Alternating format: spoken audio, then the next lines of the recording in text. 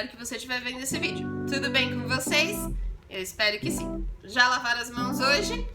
Lembrem-se de continuar em casa, só sair se for muito necessário, sempre usando a máscara, o álcool em gel e respeitando a distância, entre as pessoas. No vídeo de hoje a gente vai fazer mais um poema inspirado aí, então a gente vai ver o poema do Pedro Bandeira que se chama Por Enquanto Sou Pequeno e fazer uma arte inspirada nisso. A parte legal de fazer artes inspiradas em poemas é que vai ser tudo literalmente da sua cabeça. A leitura do poema vai acontecer e aí vocês vão ver a minha interpretação daquele poema e aí eu quero que vocês mostrem a sua interpretação da mesma coisa. Então é o mesmo textinho, o mesmo poema, interpretações artísticas diferentes, ok? Então vamos lá pro sketchbook que eu quero ver o que vocês conseguem fazer. Tradicionalmente, eu começo falando sobre a ilustração em si, mas dessa vez eu vou falar sobre a perspectiva. Perspectiva é o nosso ponto de vista sobre alguma coisa que nós estamos enxergando. No caso da ilustração, é quando a gente consegue fazer a dimensão entre a nossa visão e aquilo que está na linha do horizonte. Então, do mesmo jeito que a gente consegue desenhar a nossa cabeça em diversas posições, então eu posso desenhar ela para cima, 3/4, 1/4, que é essa mudança para o lado, eu posso desenhar cenários pensando na sua profundidade. Isso vai dar a impressão de que a gente está enxergando em 3D, que são 3 dimensões, que é basicamente quando você consegue enxergar a perspectiva. Para a ideia do poema, eu imaginei que fosse um menino muito pequeno em relação à cidade, que é muito grande. Afinal, o nome do poema se chama Por Enquanto Sou Pequeno, certo? E é o que vai acontecer. Aqui, inicialmente, eu vou mostrar para vocês como se prepara uma perspectiva, para que vocês tenham noção, para que vocês consigam fazer uma arte parecida com a minha, ou pelo menos entender como a perspectiva funciona. Peguei o meu caderno, vocês vão precisar de uma régua, porque assim vai facilitar muito para vocês o entendimento e a produção da perspectiva em si. Nesse meu caderno, eu fiz um quadrado que tem 10 centímetros de cada lado. Então, ele tem que estar perfeitamente quadrado para que você consiga fazer um X nele. Por que esse X vai ser útil para você? Quando a gente faz esse quadrado, a gente limita o espaço, então a gente já sabe que vai ter que desenhar ali dentro. Ele vai ser o nosso espaço de desenho. Quando eu faço esse X e eu descubro o meio do meu quadrado, a gente tem o que na perspectiva é chamado de ponto de fuga. O que para nós, traduzindo quando a gente ainda não tem tantos termos técnicos, é basicamente a profundidade daquele desenho. Esse ponto de fuga, ele não precisa necessariamente, tomara que vocês entendam, estar no meio. Só que como nós estamos fazendo isso de uma forma iniciante, eu deixei ele no meio para que vocês percebam o que vai acontecer aqui. Então, nesse exemplo, eu vou desenhar um cubo visto de cima e um outro cubo visto de baixo. E vocês vão ver que as linhas dele têm que bater no ponto de fuga. Então, o importante para a gente não é que o ponto de fuga esteja no meio, mas que esse ponto de fuga exista, que é onde você vai bater o olho e você vai perceber a profundidade desse desenho. Conseguem entender? Então, por isso que algumas vezes pra gente é tão complicado desenhar em perspectiva, porque você não colocou nenhum ponto de referência de onde é o final do seu desenho. Se você não constrói esse final, esse ponto, você realmente vai ficar perdido, porque você não tem a sua referência. Então é só imaginar. Se eu estou olhando uma árvore e eu estou de perto, ela fica muito grande, eu consigo desenhar isso de frente. Só que quando eu estou vendo de cima, isso muda, porque eu posso ainda estar perto ou longe para ficar maior ou menor, mas eu preciso pôr essa dimensão dessa árvore. A mesma coisa vai acontecer com as formas geométricas. É muito comum, muito comum, que se vocês forem no Google para então pesquisar perspectiva, estudo de perspectiva, o que vai acontecer é aparecer muito sobre construções. E não entendam isso como uma coisa ruim. Na verdade, entendam isso como uma coisa positiva. Porque o desenho arquitetônico ou desenho técnico, ele sempre vai ajudar muito na nossa referência de perspectiva, porque é como enxergar um prédio do nosso ponto de vista, que é daqui de baixo. Você enxerga o prédio, o que acontece é que dá aquela sensação de que eles estão se fechando em cima da gente, por causa justamente do nosso ponto de fuga, que é o céu. No caso da nossa ilustração, a gente precisa desse ponto de fuga para que crie essa dimensão de profundidade. E a partir do momento em que eu consigo colocar uma profundidade, eu consigo criar a minha ilustração. Para a produção do desenho, o que nós vamos fazer? Eu vou pegar aqui o meu caderno de desenho e dessa vez eu vou fazer um retângulo um pouco maior. Então eu vou fazer uma peça retangular, descobrir onde é o meio dessa peça retangular, para então ter aquele meu ponto de fuga. O que vocês vão perceber também é que, no caso, eu vou fazer uma linha do horizonte só para que a gente tenha uma noção da proporção de onde nós queremos chegar. Essa criança, esse menino que é pequeno, ele tem que estar bem no meio, ou o mais no meio possível, e bem próximo da gente, ou seja, como se nós estivéssemos enxergando o prédio da mesma maneira que ele. Então, ele, além de ficar no meio, ele tem que ficar maior do que os prédios que estão afastados, que são os prédios que estão menores. Conseguem entender? Uma vez que eu fiz isso, coloquei a minha linha do horizonte, que é essa linha em azul, eu vou descobrir onde é o meio da página para eu ter uma noção, no meio desse meu retângulo, para eu ter uma ideia de onde é o meu ponto de fuga. Ou seja, é ali que a minha rua tem que acabar e é ali que os meus prédios ficam pequenininhos e os que estão perto da minha visão ficam maiores. Lembrando que vocês vão ter que treinar bastante. A perspectiva, ela não vai acontecer de uma hora para outra. Ela não vai acontecer de um jeito rápido.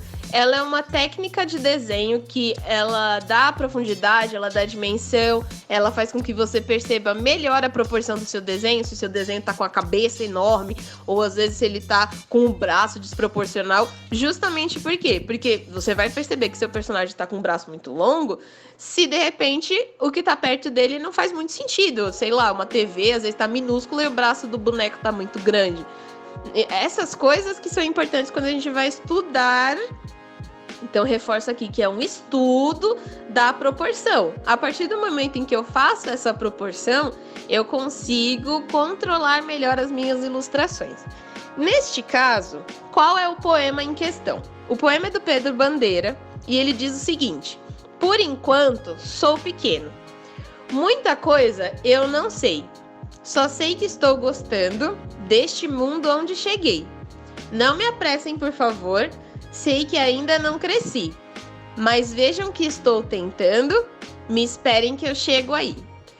A minha interpretação desse poema foi criar uma estrada, certo? Por quê? Porque se é uma estrada para a vida adulta. Você vai percorrer esse caminho para crescer. Por isso que ele reforça que, por enquanto, ele é pequeno. Então, ele ainda não sabe de tudo, ele vai aprender muitas coisas, vai passar por diversas situações e é basicamente como uma estrada quando a gente viaja. A gente vai chegar em algum lugar em algum momento e vai passar por situações. Então, essa foi a minha interpretação para poder colocar o nosso conteúdo de proporção e de perspectiva junto do poema que é a nossa inspiração. O que isso quer dizer? Que dentro desse poema, se vocês tiverem vontade de interpretar de outra maneira, vocês estão totalmente livres para fazer isso, não tem problema nenhum.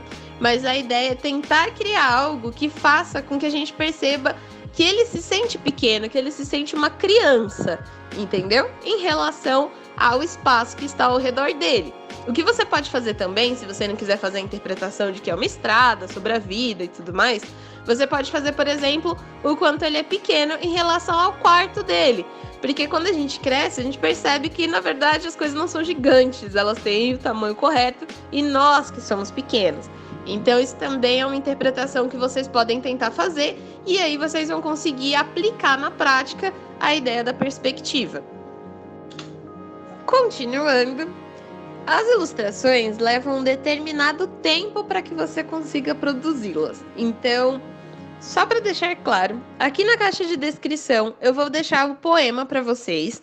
E uma curiosidade é que, na verdade, esse Por Enquanto Sou Pequeno é um livro com uma coletânea com diversos poemas do Pedro Bandeira que vocês conseguem achar o PDF na internet. Eu vou procurar colocar o link para vocês verem como é esse livro com essa coletânea, mas o importante é a gente focar no poema Por Enquanto Sou Pequeno, que é o que a gente vai usar de interpretação. Vocês vão perceber que, para poder dar ainda mais dimensão para o meu desenho, quando nós estivermos lá na gravação de tela do sketchbook, vocês vão ver que eu vou colocar luz e sombra. Esse é um assunto que pode parecer muito chato e repetitivo, mas todas as vezes que eu falo para vocês sobre luz e sombra, é que para sua ilustração ganhar o mínimo de dimensão possível, você vai ter que colocar algum detalhe de luz e sombra. E quando a gente trabalha com a perspectiva, eu estou trabalhando com a ideia de que tem algo que está longe, logo ele é menor, e algo que está perto, logo ele é maior. Para que isso fique melhor dimensionado, lembrando que a ilustração é o seu traço, é o seu ponto de vista sobre o mundo, sobre alguma coisa. E aqui a gente está colocando a perspectiva para que essa sua ilustração, que é o seu ponto de vista, ganhe um pouco mais de realidade, ok? Para que ele ganhe ainda mais dimensão, para que ele fique ainda mais convincente, porque basicamente é isso, pintura digital e desenho é a pessoa olhar aquilo, entender aquela forma e estar convencido de que aquela forma é exatamente o que você quis passar. Porque sabe quando você olha para um desenho e você fica com aquela sensação de eu não estou entendendo o que está acontecendo? É mais ou menos assim que é o movimento surrealista. Você olha a tela e talvez você não entenda, você precisa de uma interpretação maior. Mas na maioria dos movimentos artísticos, se você bater o olho, você já vai entender, por mais desconstruída que aquela arte seja. Quando a gente fala desconstruída, às vezes é como o cubismo, que um olho pode estar maior, um olho pode estar menor, a cara parece que está de lado, mas também parece que está de frente. Reforço aqui que luz e sombra é um estudo que leva muito tempo, paciência e observação. Por que observação? Porque tudo tem luz e sombra, e é justamente isso que faz com que a gente enxergue a profundidade das coisas. Quando você enxerga a sombra, isso vai te ajudar também a perceber se aquele item está mais perto ou está mais longe. Vou abrir um parênteses aqui para reforçar a importância de se estudar história da arte. Eu sei que eu sempre falo disso para vocês, e vocês imaginam que por serem designers ou ilustradores, ou às vezes vocês querem ser até designer de jogos, a história da arte possa parecer, mais história. Mas na verdade é que quando você tem essa referência desses artistas e dos movimentos artísticos principalmente, fica mais fácil de você reconhecer aquele tipo de arte e também de se inspirar para criar outras coisas. Porque como eu falei, se você não identifica o que é aquele desenho, provavelmente talvez ele seja um desenho surrealista. E aí você não está conseguindo fazer uma interpretação total daquela obra. Às vezes, quando o desenho parece que está de frente, ou parece que está de lado, um olho é maior, o outro é menor, a boca é quadrada, a orelha é um triângulo, às vezes isso pode ser cubismo, ok? As obras que a gente usou para Tarsila do Amaral, por exemplo, da Semana de 22, da Semana de Arte de São Paulo e tudo mais, aquelas obras são consideradas um movimento modernista de arte brasileira, que tem um pouco a ver com o surrealismo pela construção e tem bastante a ver com o cubismo pelas formas. Então, sempre que a gente vê arte, vê releitura, é importante tomar esse cuidado de entender um pouquinho para que a gente tenha mais repertório, tenha mais conhecimento, porque isso vai ajudar muito na construção de artes novas. Dando sequência aos fatos, uma vez que eu fiz a minha ilustração, contei toda essa história, a gente finalmente vai para o sketchbook. Aqui a gente vai seguir a mesma lógica que a gente tem seguido em todas as nossas ilustrações. Você vai fazer o seu desenho, vai procurar um ponto da sua casa que seja iluminado, que você consiga segurar o desenho ou apoiar ele em pé, de preferência, ou que ele fique reto e deitado numa mesa, mas que não faça muita sombra, para que isso não te atrapalhe.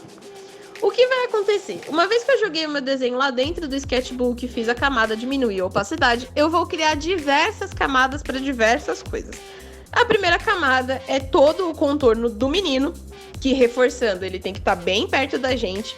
Então ele pode até ficar maior. Eu poderia ter feito ele até um pouco maior ou mexer na ferramenta de transformar para deixar ele um pouco maior. Mas o que é importante é que lá na barra de ferramenta superior ele tem as guias, que são esses desenhos de régua. Ou seja, você consegue fazer uma linha retíssima sem precisar fazer na mão, porque você tem essa guia para te dar o apoio. Uma vez que você fez com essa guia te dando apoio, o que vai acontecer é, você precisa novamente achar o ponto de fuga, lembrando que ele já existe porque você fez essa marcação no seu desenho do papel, e aí você vai refazer essas guias só para que você não se perca. Entendam que é muito fácil e muito rápido de se perder quando se faz algo em perspectiva, porque você tem muitas linhas, então procurem realmente separar as camadas. Então eu fiz primeiro meu menino numa camada separada, depois eu fiz a minha linha de ponto de fuga, que é justamente dividir a minha folha, né, nesses 4 setores, mas esses 4 setores não são o foco é ali onde as linhas se cruzam, que é o ponto de fuga ou a minha profundidade, ok?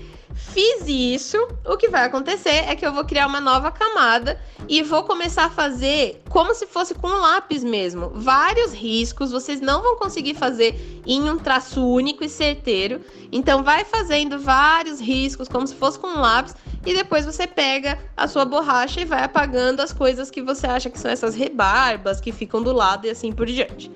Dessa vez eu vou usar a caneta chamada Tattoo Inker, porque ela é mais forte do que os lápis e ela, quando apaga, não fica nenhuma textura esquisita. Enfim, a gente vem usando essa caneta da Tattoo Inker porque ela realmente é bem melhor para fazer o contorno. Deixa avisado aqui que fiz os meus prédios, eu vou criar uma nova camada e aproveitando a minha ferramenta de forma básica, eu já vou fazer o sol. Então, esse pulo que deu aqui de edição é para que vocês entendam que realmente demora bastante fazer esse tipo de ilustração, vocês vão ter que separar um tempo para fazer de fato. E o que acontece é que essa parte da pintura, dos blocos de pintura, né, dos blocos eu digo dos prédios, que são os pedaços maiores, eu acelerei o vídeo dessa vez em 4.5 vezes. Geralmente eu acelero 2 vezes, quando o vídeo fica muito longo eu acelero 3 vezes, e esse vídeo ia ficar com praticamente 1 hora se eu não tivesse acelerado 4.5 vezes, então tá bem veloz. Mas para que você não se perca, o que eu estou fazendo é, criei a camada do contorno, ela vai ficar em cima, criei uma camada para pintar e ela fica embaixo, exatamente como a gente sempre faz. A única diferença é que, quando eu for fazer o meu pôr do sol, com base nele, eu finalmente vou ter o meu ponto de fuga de luz e sombra. É só você pensar comigo. Se o sol é a nossa fonte de luz e de energia, basicamente, tudo que está mais perto dele tem que ficar mais claro e todas as outras coisas que estão mais afastadas vão ter que ficar mais escuras. Então, por exemplo, as costas do nosso personagem precisa ficar mais escuro, a parte dos prédios em que eles se conectam ali, né, que ficam um do lado do outro, precisa ficar mais escuro e assim por diante. Do mesmo jeito, quando eu for fazer aqui o meu pôr do sol, eu preciso prestar bastante atenção na mesclagem das cores, porque bem lá no topo, como eu tenho muito espaço para fazer o céu, eu também preciso que essa parte esteja bem escura. Como definir cores bonitas para o seu pôr do sol? Quando a gente faz um pôr do sol, nós estamos trabalhando basicamente com cores análogas. Cores análogas são todas aquelas cores que são próximas no círculo cromático. Se o nosso sol é amarelo, a nossa próxima cor da sequência vai ser o laranja. Na sequência, nós vamos ter que usar o vermelho. Seguindo esse vermelho, você pode pular o magenta e ir para o rosa. Do rosa, a gente vai para o roxo. Do roxo, a gente vai para o azul escuro. Claro que eu falando assim, fica parecendo tudo muito rápido de ser feito, mas na verdade, essa parte da mesclagem vai levar um tempão e vai ser um trabalhão. Mas compensa, porque vai ficar bem bonito. Por que eu digo que vai dar bastante trabalho?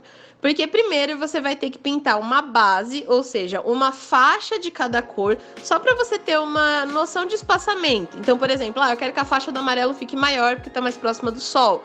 Quero que a faixa de laranja fique menor e assim por diante. Como que se trabalha a mesclagem dessas cores? Você diminui a opacidade e vai dando leves batidinhas na sua tela e arrastando o dedo bem de leve, ele vai mesclando a cor. Uma dica para vocês é usar o conta-gotas, porque uma vez que você mescla a cor, ele sozinho já vai criando outra, e com o conta-gotas você consegue pegar aquela cor especificamente. E pegando aquela cor especificamente, o que vai acontecer é que você tem uma mesclagem melhor. Para poder fazer essa parte de coloração, né, a pintura digital propriamente dita, eu levei bastante tempo, e só no pôr do sol eu devo ter levado, em média, pelo menos uns 20 a 30 minutos.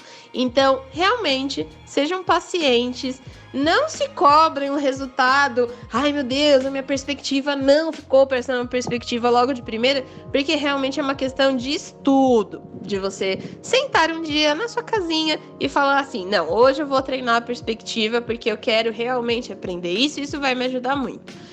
Do mesmo jeito, essa mesclagem de camada que demorou bastante para eu fazer com as cores, tudo isso é uma questão de treino, de técnica e de você repetir e repetir, ok? Para poder fazer as cores do meu menino, como já tinham muitas cores quentes, né, por causa do meu pôr do sol, eu decidi que ele teria cores frias, então por isso que a camisetinha dele é azul e a calça dele é verde. Lembrando que como a calça tá muito mais para baixo, ela é um verde bem mais escuro, o que significa que a sombra dela é um verde praticamente cinza, bem próximo do preto.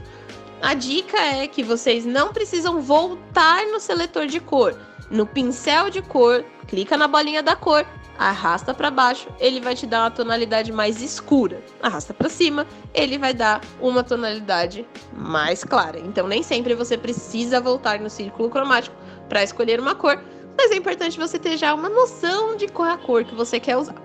Na sequência, eu vou fazer os prédios. Fiquem cientes de que se eu tivesse feito as janelas, aí a gente teria o dobro de tempo nesse vídeo, ou eu teria que cortar. E eu não gosto de cortar os vídeos, pelo menos não boa parte deles na parte da ilustração, para que vocês realmente acompanhem o que eu fiz, mesmo que esteja acelerado, mas que vocês consigam entender a minha linha de raciocínio. Eu sinto que se eu cortar um pedaço do vídeo e aparecer outro já pronto, vocês vão ficar um pouco perdidos. Então, por isso que eu não fiz as janelas. Mas se você quiser fazer, esteja à vontade. Eu preferi focar em fazer as portas, porque em determinado pedaço do poema ele diz que eu só sei que estou gostando neste mundo onde cheguei. Não me apresse, por favor, sei que ainda não cresci. Então é como se ele fosse passar por diversas portas, que são diversas situações. Então essa é a minha interpretação. Preferi focar nas portas do que nas janelas.